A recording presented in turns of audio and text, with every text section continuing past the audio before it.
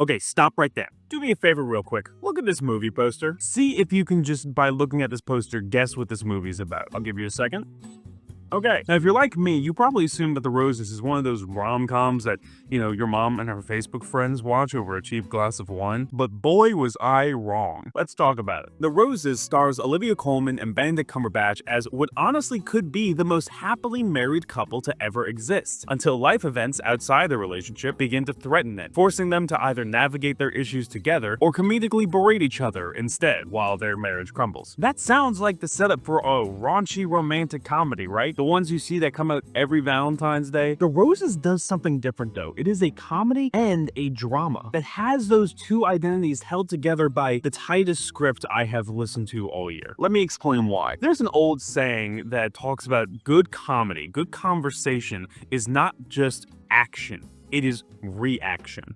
Back and forth. That's why the idea of a comedy duo works so well. Dwight in The Office can say something stupid and ridiculous, and that's funny, but the comedy is perfected and it lingers when the camera cuts to a confused Jim Halpert as a reaction. Just as one example, The Roses is the best implementation of this idea that I have seen in a long time. This isn't just wordplay, it is comedic jousting. Even in non-arguments, the dialogue here feels like a series of comedic stabs and parries rather than just someone reading a script. In order for your script to truly shine, you need a cast that can deliver it properly. And by God, the comedic duo of Benedict Cumberbatch and Olivia Colman is seriously up there, man. Their chemistry is out of this world good. They also do both. When they do the comedy, it makes you laugh, it's well timed, it's well delivered. But when they have to get to the drama, their acting chops really show. Because yeah, this movie goes to some dramatic places. People hurt each other, emotions get tense. And because this married couple's dialogue and delivery is so top-notch, you buy into them. You want them to succeed. You want them to solve their differences because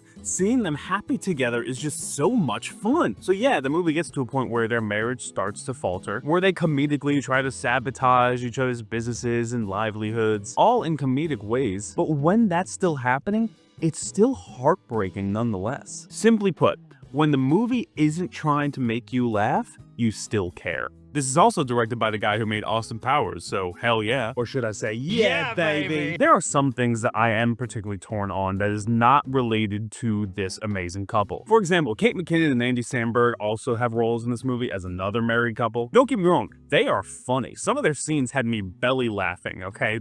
We know they're good comedians. But they do feel inserted at times just to pad the runtime out a bit. For example, Kate McKinnon's character wants an open relationship. That's forbidden in the movie. Specifically one that invites Benedict Cumberbatch's character in. So during one of the really tense argument scenes between Cumberbatch and Coleman, Kate McKinnon's character just shows up, starts flirting with Cumberbatch, and then leaves. And then the argument just resumes as normal. It's a 5-minute scene that you could have absolutely removed and the film would be no different. Now, I will argue with myself a bit here. As a skewed lens, they probably put her and Andy Samberg in not just as extra comedic relief to break that tension, but also to show that other women and other people are not the problem in this marriage. It's not a threat to the Roses. That threat comes more from within. It's a more close to home problem. Because yeah, you feel that close to home conflict. There's an initiating event at the start of the movie that kind of sets things off, but the movie just unfolds naturally into something more. There's no singular scene I can point to where I say, yep, that's where it all went to shit, or that character doing that one thing was what caused all of this. No, it's more, this initiating event happens,